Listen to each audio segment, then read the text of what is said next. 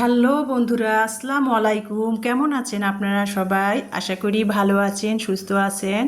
প্রতিদিনের মতো নতুন দিনে নতুন আরেকটি ভিডিও নিয়ে হাজির হলাম আপনাদের মাঝে। এখন বাজে সকাল 8টা। তো সবাইকে শুভ সকাল বন্ধুরা। যেহেতু সকাল থেকেই রান্নাঘর থেকে শুরু করি প্রতিদিন, তো এই যে সকাল 8টা বাজে মেয়ে স্কুলে যাবে, অনেক সকালে উঠে কিছু আর কি ভিডিও রিপ্লাই, কমেন্ট রিপ্লাইগুলো দিয়ে আমার আপুদের, তারপরে আর কি চলে আসলাম রান্নাঘরে। তো আগে তো আবার সকালে উঠেই রুটিটা বানালে শক্ত হয়ে যাবে, আমি তো আবার অন্য স্টাইলে আটা সিদ্ধ করি না, রুটি বানাই। তো যাই হোক, তারপরে আর আজকে কিন্তু আমি আটা ছানি না, মানে কাই করি নাই বা আটা রুটির জন্য তৈরি করি নাই। এটা কিন্তু গতকালকের ছিল। গতকালকে যে আমি রুটি বানিয়েছিলাম, তো সেখান থেকে না আমরা তিনজন যেহেতু 6টা রুটির লাচি নিয়েছিলাম, আর 3টা রুটির লাচি বেঁচে গিয়েছিল, সেটা আমি ফ্রিজে রেখে দিয়েছিলাম। তো ভাবলাম যে আজকে নাস্তা ওই 3টা ফ্রিজ থেকে বের করে রুটির লাচিগুলো বের করে নিলাম, সেটাই ভাবলাম যে আমি নাস্তা বানাবো। আর রুটি বানালে অনেক সময় রুটির লাচিগুলো বেঁচে যায়, সেগুলো কিন্তু আমি পলিথিনে করে ফ্রিজে নর্মালে রেখে দেই। সেটা আবার দেখা যাচ্ছে 2 দিন পর বের করে রুটি বানালেও তাতে সমস্যা হয় না, ভালোই লাগে আর কি। আমি যেহেতু আমার স্টাইলে চলি সেটাই আর কি। তো যাই হোক, ফ্রিজ থেকে 3টা রুটির লাচি বেঁচে গেছিলো, সেটা বের করে ভেজে নিলাম। আর 3 মা মেয়ে 3টা ডিম আমলেট করে নিয়েছি। তো আজকে ডিম আমলেট দিয়ে মানে রুটি বলতে ফ্রিজে ছিল, তো সেই জন্য রুটিটাকে একটু 3টা রুটিয়ে তেল দিয়ে হালকা করে পরোটা শেপে ভেজে নিয়েছি। আর আমি তো যেহেতু চাল আবার প্রতিদিনের মতো চাও একটু বানিয়ে নিয়েছি। সকালবেলা যত কিছুই খাই না কেন, একটু চা না খেলে না মনে হয় না যে সকালে নাস্তা কিছু খেয়েছি। আর চা খেলে মনে হয় আমার কাছে যে সারা দিনটা অনেক সতেজ লাগে, মনটা অনেক ফুরফুরে থাকে। তো যাই হোক, সেটা রুচি বা খাওয়া দাওয়া সব কিছু যার যার ব্যক্তিগত ব্যাপার। সবার রুচি, সবার চলাফেরা যদি একই হতো তাহলে তো পৃথিবীটা একই গতিতে চলতো, তাই না বন্ধুরা? তো যাই হোক, তারপরে কিন্তু আমি এখানে নাস্তাটা খেয়ে নিচ্ছি। দেখেন, তো ডিম আমলেট ভাবলাম যে ডিম সিদ্ধ করবো না, আমি আবার ডিম আমলেটটা খেতে ভালো লাগে না, আমি সবসময় ডিম সিদ্ধ করে না মানে টমেটো সস দিয়ে খাই। তো ভাবলাম যে রুটি আছে আর ফ্রিজে তরকারিও আর কি নাই, তো ভাবলাম যে সেজন্য আর কি এই যে রুটিটাকে পরোটা শেপে ভেজে ডিম অমলেট দিয়ে খেয়ে নিই, ডিম আর ভাজলাম না।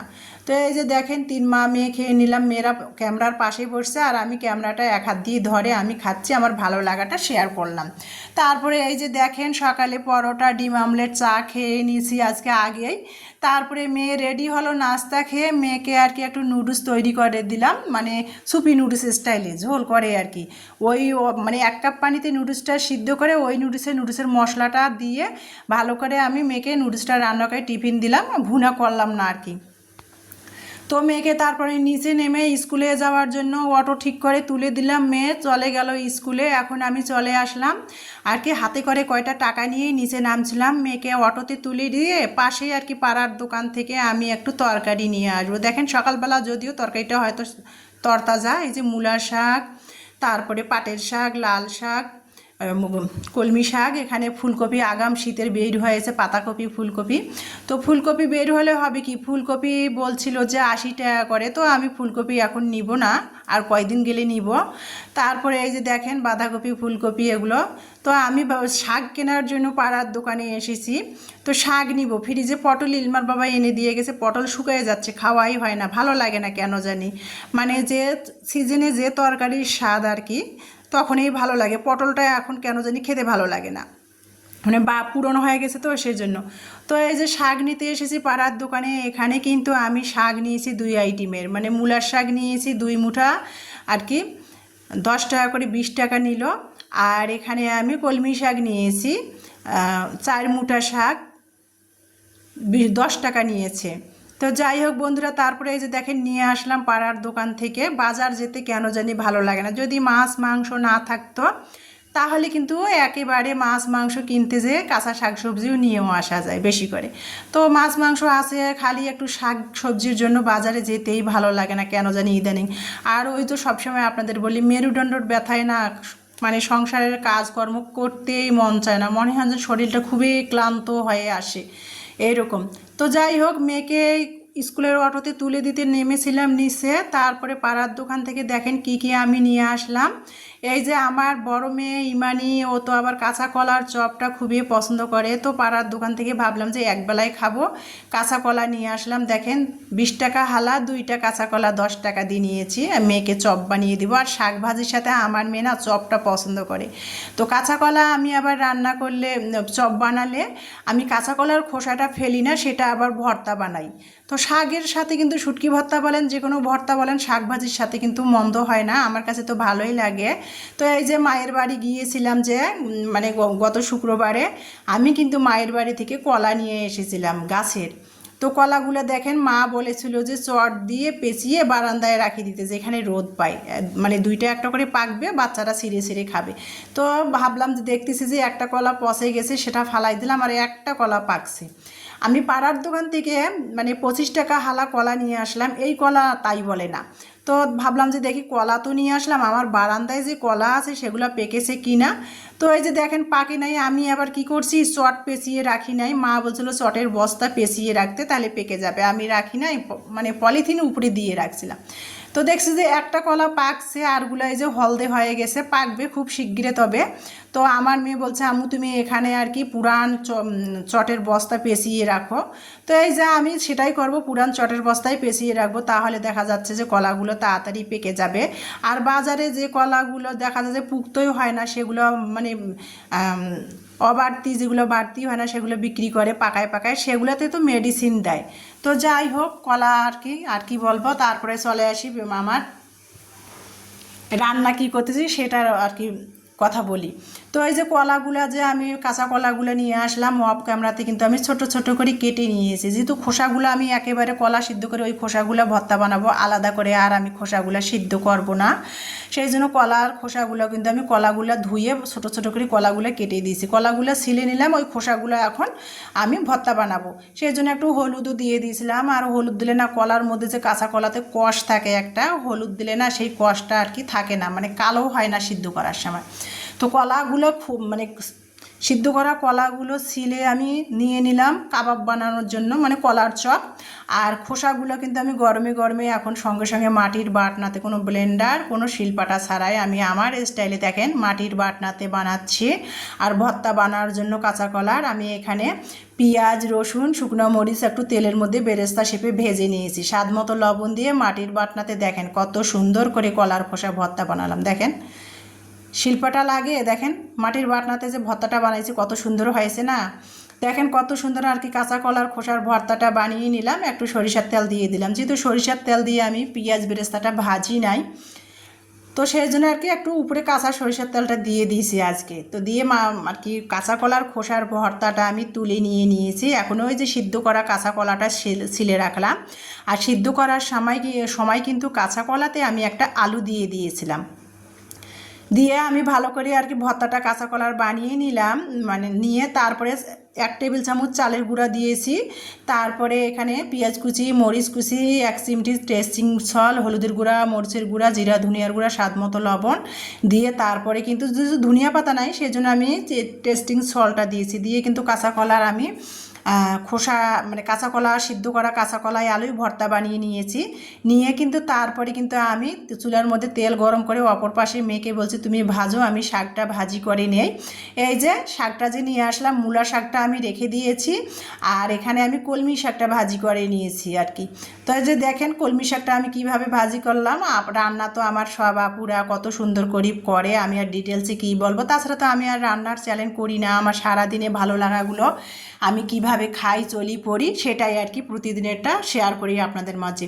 তো এই যে প্রতিদিনে আর কি যেটা খাই সেটাই শেয়ার করি আমরি আর কি। প্রতিদিনে তো সবাইরই পরিবারে ভালো মন্দ, প্রতিদিনে যে একেবারে ভালো খাবে তা না। গোস্ত পোলাও, কোরমা কালিয়া, মোগলাই পরোটা, মানে সরসও খাবে ভালোও খাবে, সবসময় যে একেবারে ভালো খাবে সেটা কিন্তু না, ডেলি লাইফের যেহেতু ভিডিও আমার। তো এই যে দেখেন কাঁচা কলার চপটা আমি সবসময় বানাই, আপনাদের সাথে শেয়ার করে থাকি। এই যে কাঁচা কলার চপটা বানিয়ে নিয়েছি, কলমি শাক ভাজি আর কাঁচা কলার খোসার ভর্তা। তো গরিবের খানা বন্ধুরা, এই যে খাচ্ছি বিসমিল্লা করে, দুপুর বাজে 2:30। আর আমার ভালো লাগাটা সেটাই শেয়ার করতেছি।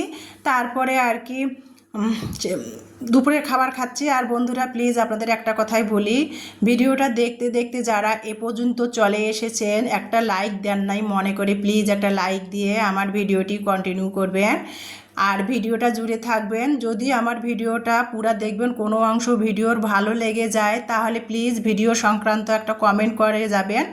আমি সেই ভিডিও দেখে কমেন্টের সূত্র ধরে চলে যাব আপনাদের পরিবারে, আপনাদের ভিডিওগুলো দেখে অ্যাক্টিভ বন্ধু হয়ে থাকবো। প্লিজ আপনারা লাইক দিয়ে আমার ভিডিওটি কন্টিনিউ করবেন। তো যাই হোক বন্ধুরা, তারপরে কিন্তু এই যে দুপুরের খাবার খাচ্ছিলাম। আর এভাবে আমার মেয়েরা কাঁচা কলার যে চপটা পছন্দ করে আর খেতে কিন্তু খুবই ভালো লাগে, মনে হয় এক যে স্বামী কাবাব আছে না, স্বামী কাবাবের মতোই লাগে। তারপরে এই যে দেখেন দুপুরের খাবার তো শেষ। এখন ভাবলাম যে আমি তো প্রতি সোমবার বৃহস্পতিবার করে রোজা থাকি, ইদানিং মেডিসিন নিতে হয় মেরুদণ্ডর ব্যথায়, না দিনে 2বার করে মেডিসিন খেতে হয়। তো মেরুদণ্ডর ব্যথাটা ইদানিং খুবই বেড়ে গেছে, তা যার ফলে রোজা থাকা হচ্ছে না। তা রোজা থাকলে ছোলা সবসময় বাসায় এনে রাখি দেয়। তো ইদানিং রোজা থাকা হচ্ছে না, ছোলাগুলো ভাবলাম যে পোকা ধরেছে, তো রাতের বেলা ছোলাগুলো ভিজিয়ে রেখে দিয়েছিলাম ঝেড়ে পরিষ্কার করে। তো সেটাই ভাবলাম একটু বিকালে নাস্তা বানিয়ে নেব। তো বিকালে ছোলাটা আর কি আর নাস্তা বানার জন্য আমি প্রথমে কিন্তু ছোলাটা রাতে তো ভিজিয়ে রেখেছিলাম, এটা ভালো করে ধুয়ে নিলাম। একটা আলু ঠুমা ঠুমা করে কেটে দিয়েছি, আমি কিভাবে আমার স্টাইলে বানাই সেটা। ছোলাটা ধুয়ে নিয়েছি। তারপরে এখানে হলুদের গুঁড়া, মরিচের গুঁড়া, জিরা ধনিয়ার গুঁড়া, আদা রসুন বাটা, পেঁয়াজ কুচি, কাঁচামরিচ কুচি, স্বাদ মতো লবণ। আর এখানে আমি সরিষার তেল, আমি যেহেতু সরিষার তেলের তরকারি খাই সরিষার তেলটা দিব, দিয়ে আর কি প্রেশার কুকারে সব কিছু দিয়ে আমি হাতেই আর কি ছোলাটা মেখে তারপরে সিদ্ধ করে নিব। আর আমি তো এভাবেই ছোলা সিদ্ধ করি আমি আমার স্টাইলে। অনেকে দেখা যায় ছোলা সিদ্ধ করে পানিটা ফালাই দিয়ে তারপরে আবার ভাজি করে, না আমি এভাবে আমার স্টাইলে ছোলা সিদ্ধ করে নেই। তো আমি কিভাবে আমার স্টাইলে ছোলা আর কি সিদ্ধ করি সেটাই শেয়ার করতেছি বন্ধুরা। এই যে দেখেন বিকালে মেয়েদের নাস্তা দিব, ছোলা আর কি সিদ্ধ করে নিচ্ছি। তো প্রেশার কুকারে ভাবলাম সব মশলা দিয়ে হাতেই ছোলাটা মেখে দেই। দেখেন ছোলাটার আলুটা আমি কেমন করে কেটে নিয়েছি, ছোট ছোট কিউব করে কেটে নিয়েছি।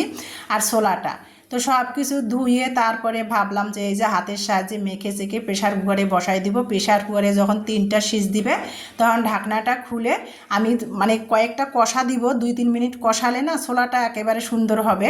তো যাই হোক বন্ধুরা, আমি যেহেতু আমার স্টাইলে এই যে ছোলা রান্না করি, কিভাবে আমি সারা বছরে ছোলা খাই এভাবে সিদ্ধ করে হাতে মেখে সব মশলা দিয়ে। আর আস্ত এখানে আমি গরম মশলাও কিছু দিয়ে দিয়েছি। তারপরে হাতের সাহায্যে ছোলাটা মেখে নিলাম, নিয়ে তারপরে একটু পরিমাণ মতো সিদ্ধর জন্য প্রেশার কুকারে পানি দিয়ে দিব, দিয়ে তারপরে ঢাকনা দিব। 3টা সিজ দিলে তারপরে আমি ছোলাটা ভালো করে কষিয়ে নামিয়ে নিব। নামিয়ে দিয়ে শসা কুচি, পেঁয়াজ কুচি, কাঁচামরিচ যার যেটা স্টাইল সেটা আর কি দিয়ে ডেকোরেশন করে খাওয়া যায়। তো আমি তো এভাবে করি, সেটাই আর কি আপনাদের সাথে শেয়ার করলাম বন্ধুরা। তারপরে এই যে ঢাকনা দিয়ে ছোলাটা এখন আমি সিদ্ধ দিব, দিয়ে আর কি এই যে হয়ে গেল ছোলাটা। আর তারপরে এই যে এখন ছোলাটা বিকালের নাস্তা, ছোলা, শসা কুচি আর এখানে কাঁচামরিচ কুচি, পেঁয়াজ কুচি। তো কাঁচা পেঁয়াজটা তো আমার মেয়েরা খায় না, সেই জন্য কাঁচামরিচ কুচাই নেই, শসা কুচি আর কাঁচামরিচটা নিয়েছি। তো বন্ধুরা বিকালবেলা ছোলা শসা দিয়ে আর কি ছোলা মাখা খেতে খেতে আপনাদের মাঝ থেকে বিদায় নিব। সবাই ভালো থাকবেন, সুস্থ থাকবেন। ভিডিওটি দেখার জন্য অসংখ্য অসংখ্য ধন্যবাদ। ধৈর্য সহকারে যারা যারা আমার ভিডিওটি দেখেছেন সবাইকে অসংখ্য অসংখ্য ধন্যবাদ। তো নেক্সট ভিডিও দেখার সবাইকে আমন্ত্রণ জানিয়ে আজকের ভিডিও থেকে সন্ধ্যাবেলা ছোলা খেতে খেতে বিদায় নিব বন্ধুরা। সবার সুস্বাস্থ্য কামনা রেখে আজকের ভিডিও থেকে বিদায়। আল্লাহ হাফেজ।